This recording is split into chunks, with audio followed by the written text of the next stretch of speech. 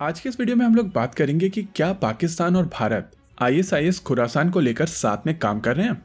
अफगानिस्तान में जो सिचुएशन है वो काफी ज्यादा टेंस बनी हुई है और इस सिचुएशन को और भी ज्यादा कॉम्प्लेक्स कर दिया है काबुल बॉम्बिंग ने। कुछ दिनों पहले काबुल एयरपोर्ट के ऊपर बॉम्बिंग हुई थी जहां पर 160 से ज्यादा लोग मारे गए हैं और रिपोर्ट के हिसाब से माना जा रहा है कि इसमें से 13 यूएस मिलिट्री के पर्सनल्स हैं।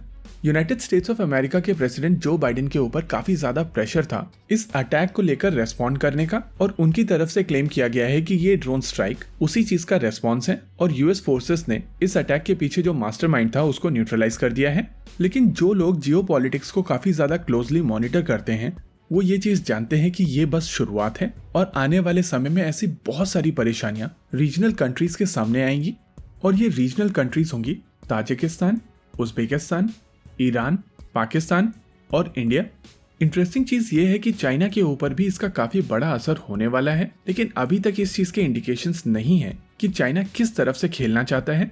लेकिन यहाँ पर इंडिकेशंस ये मिल रही हैं कि भारत और पाकिस्तान मिलकर इस टॉपिक पर साथ में काम कर रहे हैं। इस बारे में डिटेल में बात करने से पहले आइए समझते हैं आईएसआईएस के को।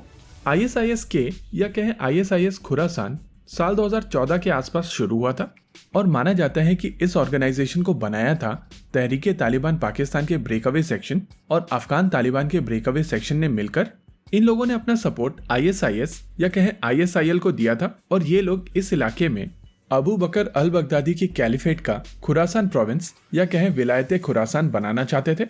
अगर आईएसआईएस के गोल की बात की जाए तो स्क्रीन पर उनका मैप दिया गया है और इस मैप में आप काफी आसानी से देख सकते हैं कि उनके कितने प्रोविंस प्लान किए गए थे और उनके खुरासान प्रोविंस में अफगानिस्तान, भारत और पाकिस्तान तीनों देश आते हैं। इनफैक्ट ईरान का भी कुछ हिस्सा उनके प्रपोज्ड मैप में था और इसी वजह से ये जरूरी था कि ये सारे के सारे देश मिलकर आईसिस के खिलाफ लड़े। आईसिस खुरासान की जो सबसे बड़ी सक्सेस थी वो साल 2014 के आसपास आई थी और इसी समय उन लोगों ने नंगरहार प्रोविंस को ऑलमोस्ट कैप्चर कर लिया था। यहाँ पर उन्होंने अफगान सिक्योरिटी फोर्सेस और तालिबान दोनों को हराया था। लेकिन बाद में जब यूएस ने एयर स्ट्राइक्स करना शुरू किया था तो इनका होल्ड कमजोर होता चला गया और लगभग साल 2019 के आसपास इनकी प्रेजेंस काफी ज्यादा कम हो गई थी। लेकिन इंटरेस्टिंग चीज ये है कि अफगानिस्तान में कोई भी चीज जड़ से खत्म नहीं होती है और जैसे ही कोई मूवमेंट काफी ज्यादा कमजोर हो जाता है तो उसके फाइटर डिफ्लेक्ट होकर दूसरे मूवमेंट के साथ में जुड़ जाते हैं और जैसे ही वो मूवमेंट कमजोर होने लगता है तो ये फाइटर वापस से एक नया ग्रुप क्रिएट कर लेते हैं या अपने पुराने ग्रुप में वापस आ जाते हैं।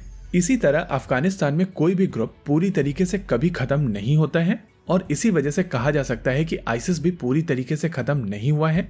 और जैसे ही अफगानिस्तान में आईसिस को वापस से ब्रीथ करने का स्पेस मिलेगा ये ग्रुप वापस से रीयूनाइट होकर वापस से वही चीजें करना शुरू कर देगा जो एक सिविलाइज वर्ल्ड नहीं चाहता है। अब बात करते हैं इंडिया और पाकिस्तान के एंगल को लेकर। आईएसआईएस के यानी कि आईएसआईएस खुरासान इस समय अफगानिस्तान में एक्टिव है और इनको पाकिस्तान के मदरसों में बहुत ज्यादा सपोर्ट हासिल है। हालांकि गवर्नमेंट ऑफ पाकिस्तान नहीं चाहती है कि आईसिस पाकिस्तान में पैर पसारे क्योंकि अल्टीमेटली जिस तरीके का शरिया लॉ आईसिस लगाना चाहता है वो पाकिस्तान झेल नहीं पाएगा। पाकिस्तान में चाहे कितना भी इस्लामिक रिपब्लिक, शरिया लॉ, इन सब चीजों को लेकर बातचीत होती रहे, लेकिन जो पाकिस्तान की रूलिंग क्लास है वो काफी हद तक वेस्टर्नाइज सोसाइटी चाहती है। उनके लिए फ्रीडम इंपॉर्टेंट है और वो लोग किसी हालत में नहीं चाहेंगे कि आईसिस पाकिस्तान में पैर पसारे। इसके अलावा पाकिस्तान तालिबान की मदद से आईसिस को वहीं पर कंटेन करना चाहता है। आईसिस के जो बड़े रिपरकशंस हैं वो केवल पाकिस्तान तक लिमिटेड नहीं है। हालांकि पाकिस्तान में कई ऐसे ग्रुप्स हैं जो अपना सपोर्ट आईसिस के को दे चुके हैं। जमातुल अरहार और जुंदुल्ला ऐसे दो ऑर्गेनाइजेशन हैं। इनके अलावा कई छोटे छोटे ऑर्गेनाइजेशन भी आईएसआईएस के को अपना सपोर्ट देते रहते हैं। वहीं उज्बेकिस्तान में इस्लामिक मूवमेंट ऑफ उज्बेकिस्तान अपना सपोर्ट आईसिस के को दे चुका है। हालांकि अभी यह ऑर्गेनाइजेशन कंपैरेटिवली वीक है, लेकिन इस तरीके की ऑर्गेनाइजेशन का रीस्ट्रक्चर प्रोसेस बहुत ज्यादा कॉम्प्लेक्स या बहुत ज्यादा टाइम कंज्यूमिंग नहीं होता है। इसके अलावा Islamic renaissance party of Tajikistan कुछ इसी तरीके का काम ताजिकिस्तान में कर रही है और इन लोगों ने भी अपना सपोर्ट आईएसआईएस के को दिया हुआ है। वहीं अगर इंडिया की बात की जाए तो पाकिस्तान भारत और अफगानिस्तान के बीच में एक तरीके के बफर का काम करता है और आईसिस जैसी प्रॉब्लम्स को भारत तक पहुंचने के लिए पाकिस्तान के ऊपर से होकर निकलना पड़ता है। इसी वजह से भारत नहीं चाहता है कि पाकिस्तान आईसिस के खिलाफ अपनी लड़ाई हारे और इसी वजह से पाकिस्तान को ये ब्रीदर देने के लिए भारत ने लाइन ऑफ कंट्रोल पर एक सीज फायर पाकिस्तान के साथ में साइन किया था, जिसके वजह से पाकिस्तानी सेना को वो मौका मिला कि वो लोग अपने आप को अपने वेस्टर्न बॉर्डर्स पर डिप्लॉय कर सकें। वहीं पाकिस्तान की आईसिस के खिलाफ लड़ाई भारत के लिए काफी ज्यादा क्रूशल है, क्योंकि अगर आईसिस पाकिस्तान के खिलाफ जीत जाता है तो आईसिस भारत के बॉर्डर पर आ जाएगा। इसके अलावा पाकिस्तान एक न्यूक्लियर पावर्ड देश है, और अगर पाकिस्तान के ऊपर आईसिस का कब्जा हो जाता है तो आईसिस के हाथ में न्यूक्लियर बॉम्ब आ जाएगा, जो कि पूरे वर्ल्ड के लिए एक बहुत बड़ा डिजास्टर हो सकता है। आईसिस एक्चुअली एक माइंडसेट है, और इस आइडिया को बाई करने के लिए पाकिस्तान में बहुत सारे लोग मौजूद हैं। ऐसे में जब तक पाकिस्तान आर्मी के पास में पाकिस्तान की बागडोर है, तभी तक पाकिस्तान स्टेबल है।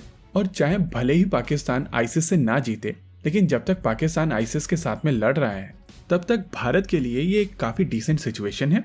और इसी चीज को देखते हुए भारत ने पाकिस्तान आर्मी को एक ब्रीदिंग स्पेस दिया हुआ है। ड्रोन अटैक जैसी सिचुएशन होने के बावजूद अभी तक भारत और पाकिस्तान के बीच का सीज फायर इंटैक्ट है, और ये काफी बड़ा इंडिकेशन है कि दोनों देश मिलकर काम कर रहे हैं। इसी के साथ आज के इस वीडियो में रखते हैं केवल इतना ही। वीडियो को अंत तक देखने के लिए धन्यवाद। देखते रहिए कॉन्फ्लिक्ट एक्स। जय हिंद।